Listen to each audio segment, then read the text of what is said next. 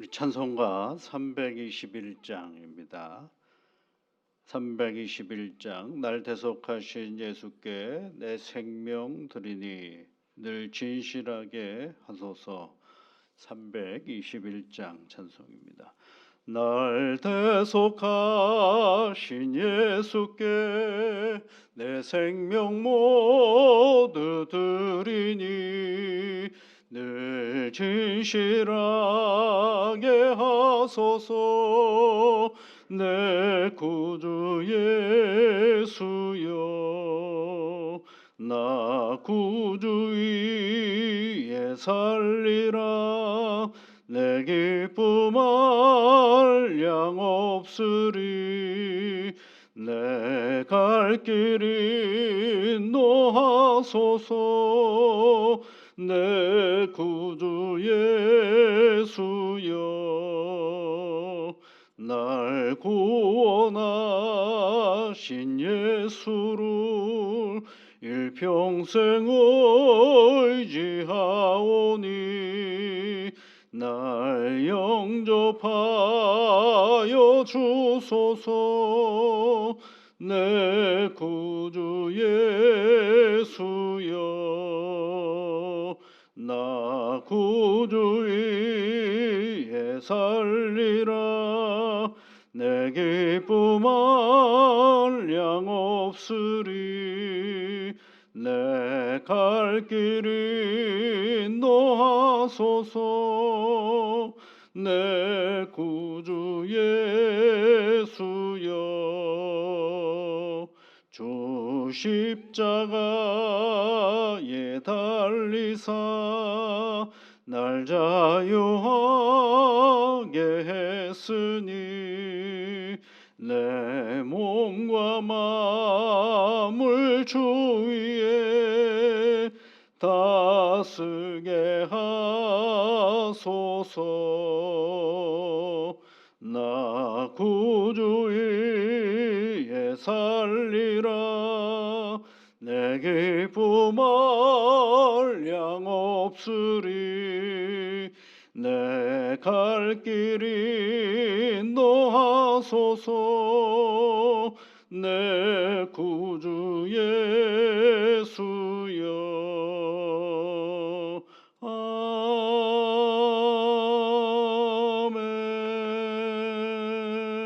아멘. 참 좋으신 하나님 아버지, 새날을 저희들에게 허락하셔서 눈을 떠 새날을 맞이하며 이른 아침에 하나님 앞에 기도하며 이 하루를 시작하게 하시니 감사를 드립니다. 기도할 수 있는 것이 얼마나 기쁘고 감사한 일인지를 기도하면서 알아가는 저희들 되게 이끌어 주시옵소서. 아직 시작하지 않은 첫 시간을 하나님과 함께 할 수 있다라는 것이 얼마나 복되고 귀한 것인지 다시 생각하며 오늘의 내 인생길을 이끌어 가시는 하나님과 동행하며 살아가는 귀한 날 되도록 이끌어 주시옵소서. 사랑하는 귀한 믿음의 자녀들이 하나님 앞에 기도합니다.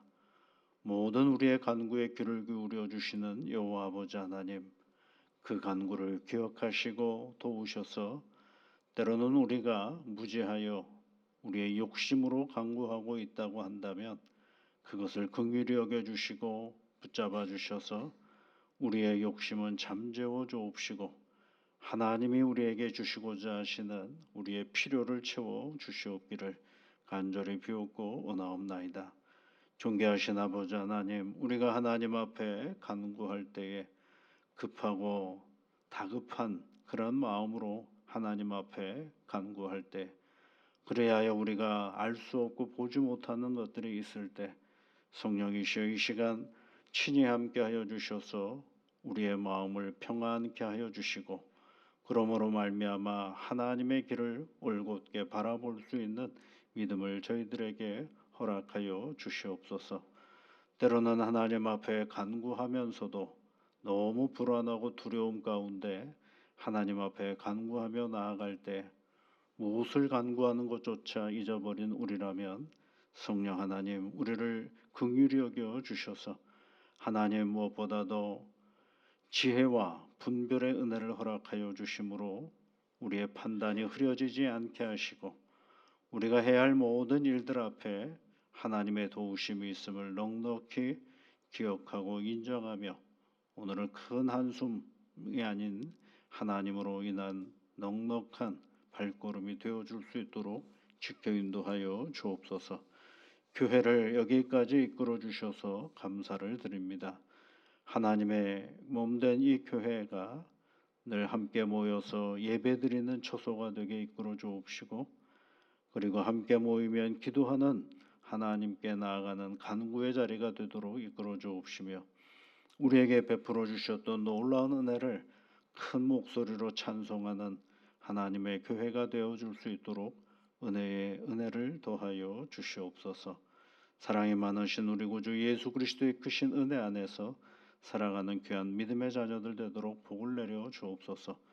오늘도 우리 모든 성도들이 하루를 살아갑니다. 성령에 이끌어 주시고 모든 되어져가는 순간순간들에 복이 되게 하여 주옵소서.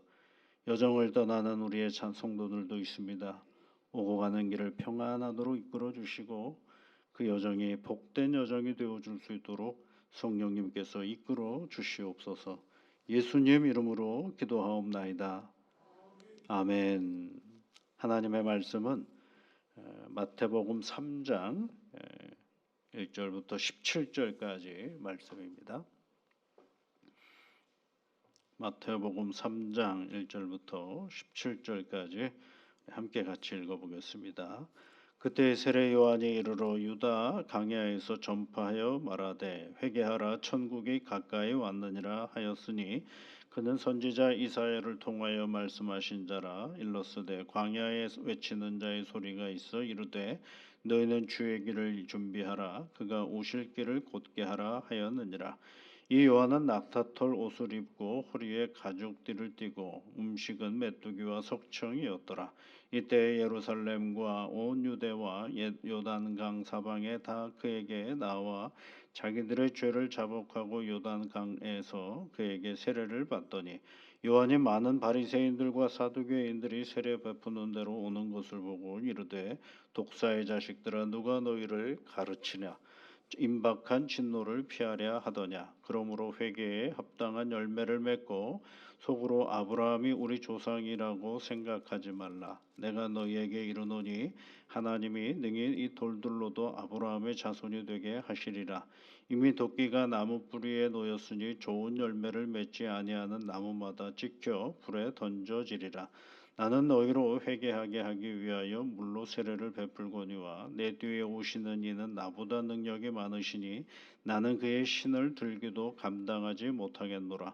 그는 성령과 불로 너희에게 세례를 베푸실 것이요 손에 키를 들고 자기의 타작마당을 정하게 하사 알곡 모아 곳간에 들이고 쭉정이는 꺼지지 않는 불에 태우시리라. 이때 예수께서 갈릴리로부터 요단강에 이르러 요한에게 세례를 받으려고 하시니 요한이 말려 이르되 내가 당신에게서 세례를 받아야 할 터인데 당신이 내게로 오시나이까. 예수께서 대답하여 이르시되 이제 허락하라. 우리가 이와 같이 하여 모든 의를 이루는 것이 합당하니라 하시니 이에 요한이 허락하는지라. 예수께서 세례를 받으시고 물 위에 올라오실새 하늘이 열리고 하나님의 성령이 비둘기같이 내려 자기 위에 임하심을 보시더니 하늘로부터 소리가 있어 말씀하시되 이는 내 사랑하는 아들이요 내 기뻐하는 자라 하시니라. 아멘. 앞부분은 세례 요한에 관한 얘기가 있고 그리고 13절부터는 예수님이 그 세례 요한에게 세례를 받으시는 장면이 있죠. 여기는 이제 세례 요한에 대한 이야기가 마태복음에는 되게 짧게 나와 있는데 누가복음에는 아주 길게 나오죠. 누가복음 보면은 세례 요한이 태어나는 그 현상까지도 잘 설명해주고 있는 장면이 있습니다. 세례 요한은 회개에 대한 얘기를 했죠. 회개하라 천국이 가까이 왔느니라 그렇게 말씀을 했죠. 그러면 예수님은 그렇게 말씀하지 않으셨나? 예수님도 말씀하셨죠. 그런데 이제 예수님도 이제 4장에 가 보면 예수님 세례 요한이 붙잡히자 그 다음에 이제 예수님이 뭐라고 그러는 4장 17절 말씀에 보면 이때부터 예수께서 비로소 전파하여 이르시되 회개하라 천국이 가까이 왔느니라라고 얘기하시죠. 근데 이 차이가 있습니다. 세례 요한은 회개하라 천국이 가까이 왔느니라 하고서 심판에 대한 얘기를 하고 있는 반면에 예수님이 말씀하시는 회개하라 천국이 가까이 왔느니라는 말씀은 무엇이 우선이 있느냐면 예수님이 세례를 받으시고 나셔서 그 물 위에서 올라오실 때 성령이 임하시는 사건이 있는 것을 알게 됩니다. 그래서 성령이 임하시고 나서 회개하라 천국이 가까이 왔느니라라고 말씀하시는 그런 장면으로 바뀌어가는 거죠. 그러니까 똑같이 회개하라라는 말씀을 하시는데 성령께서 함께 하심으로 말미암아 그것이 심판을 뛰어넘어 하나님의 은혜의 역사, 구원의 역사로 나가는 그 이야기를 이제 예수님으로 이제 펼쳐져 가게 되는 것입니다. 이게 세례에 대한 얘기는 나중에 또 이제 마가복음이나 누가복음에도 있으니까 그때 가서 조금 더 얘기해 보고요. 오늘 아침에 함께 말씀 나누고자 하는 것은 세례 요한이 회개하라라는 말을 했다라는 것입니다. 그 회개라는 여러분 잘 알잖아요. 돌아서면 되는 거거든요. 그런데 8절 말씀에 가 보면 회개에 합당한 열매를 맺고 이런 표현이 있어요. 회개에 합당한 열매는 뭘까? 한번 생각해 봐야죠. 또 회개에 합당한 열매는 뭘까? 그리고 11절에 나는 너희로 회개하기 위하여 물로 세례를 베푼다. 이런 표현이 있죠. 물로 세례를 베푼다. 회개하기 위하여. 그래서 우리가 세례 요한이 말하는 회개에 합당한 열매가 뭔지를 한번 생각해. 열매는 눈에 보이는 것 아니겠어요, 여러분? 회개는 눈에 보입니까? 보이지 않죠. 내가 회개했습니다를 물로 드러나야 되느냐 하면 열매로 우리가 알 수가 있게 되는 거죠. 회개했습니다라고 끝나면 안 되고 거기에는 반드시 뭐가 있어야 되는 걸까요? 열매가 있어야 되는 것입니다. 근데 우리가 여기 그 열매가 뭔지를 잘 설명 안 하고 있는데 누가복음에는 조금 길게 이야기하면서 누가복음 3장을 한번 가보십시오. 누가복음 3장 8절 말씀에 보면 그러므로 회개에 합당한 열매를 맺고 속으로 아브라함이 우리 조상이라 말하지 말라. 내가 너희에게 이르노니 하나님이 능히 이 돌들로도 아브라함의 자손이 되게 하시리라. 이게 이제 3장 8절 9절 말씀하고 같죠. 그리고 나서 9절도 이제 그 다음 구절하고 맞는데 그런 다음에 마태복음에 없는 내용이 한 가지가 있는데 그게 이제 10절 말씀이에요. 무리가 물어 이르되 그러면 우리가 무엇을 하리까? 회개에 합당한 열매를 맺으라라고 하니까 무리가 묻는 장면이 있어요. 근데 그 무리가 묻을 때 예수님께서 뭐라고 말씀하시느냐 하면 11절 말씀에 옷 두 벌 있는 자는 옷 없는 자에게 나눠줄 것이요 먹을 것이 있는 자도 그렇게 할 것이니라. 그랬으니까 회개의 열매를 얘기했어요. 근데 옷을 두 벌 있는 사람은 뭘 하라는 거예요? 옷을 나누어 주라라고 얘기를 하고 있습니다. 그리고 먹을 것이 있는 자도 뭐 하라는 거예요? 나누어 주라라고 얘기하는 것입니다. 그러니까 이 얘기는 무슨 얘기라고 하죠? 그럼 나누면 회개하는 건가라고 할 수가 있는데 옷이라는 게 뭐냐, 뭘 얘기하느냐면 일종의 우리 같이 이렇게 옷이 흔한 세상에서는 옷이 별로 중요하지 않은데 이 시대는 옷은 뭐하고 같은 거냐면 자기 개인의 몸의 안전을 얘기하는 겁니다. 안전. 그러니까 이게 들에서 자기도 하고 저녁에는 겉옷이 뭐가 됩니까? 이불이 되는 그런 세상이지 않습니까? 그러니까 이 옷이라는 것과 먹는 거라는 건 그의 생존과 안전을 위하는 거거든요. 근데 그거를 주라는 겁니다. 그 얘기는 뭘 얘기하는 거냐면 너의 기본적인 안전 장치를 나눌 수 있느냐라는 거거든요. 우리는 기본적인 안전 장치는 삶의 기본적인 안전 장치는 어떻게 해요? 더 많이 확보해야 내가 더 잘 산다라고 생각하지 않겠어요? 그런데 그렇게 하지 말라는 것입니다. 그 얘기는 뭐와 같으냐면 다른 말로 말하면 인색하지 말라라는 것과 같아요. 그래서 여러분 나중에 사도 바울은 나눌 때 인색하지 말라는 얘기를 하도 많이 합니다. 굉장히 많이 하죠. 인색하지 말라라는 얘기를 참 많이 하죠. 그리고 여러분 삭개오도 한번 보세요. 삭개오가 예수님을 만나고 돌아서잖아요. 근데 예수님이 말하지도 않았는데 자기가 제일 먼저 하는 게 뭐예요? 내 것을 주겠습니다. 가난한 사람들에게. 혹시 다른 사람 거 몰래 속여가지고 내가 가진 거 있더라면 몇 갑절로 내가 갚겠습니다라고까지 이야기하잖아요. 또 여러분 어떤 청년이 영생이 뭡니까? 라고 영생을 어떻게 하면 얻겠습니까? 라고 얘기하니까 예수님이 뭐라 그러세요? 예? 여러분 계명을 지키라고 다 지켰다 그러니까 뭐라 그래? 네가 가진 것 좀 나눠주라고 얘기하잖아요. 그게 뭐예요? 회개에 합당한 열매는 내 삶의 가장 큰 안전장치, 그 안전장치 안에 누가 들어와야 되느냐면 불완전한 누군가가 들어와야 한다라는 것을 말해주고 있는 거죠. 그러니까 뭐예요? 인색하지 말라는 것입니다. 그래서 교회는 여러분 잘해야 되는 것입니다. 나누는 일들을 우리의 물질들을 이렇게 저렇게 적절하게 나누는 일들을 잘해야 되는 거예요. 그래서 선교와 구제가 교회 활동의 가장 중요한 이유가 그게 뭐와 같으냐면 회개에 합당한 열매와 같은 역할을 하기 때문에 그렇습니다. 두 번째로 여러분 12절 말씀에 보면 세리라는 사람들도 와서 세례를 받고자 왔어요.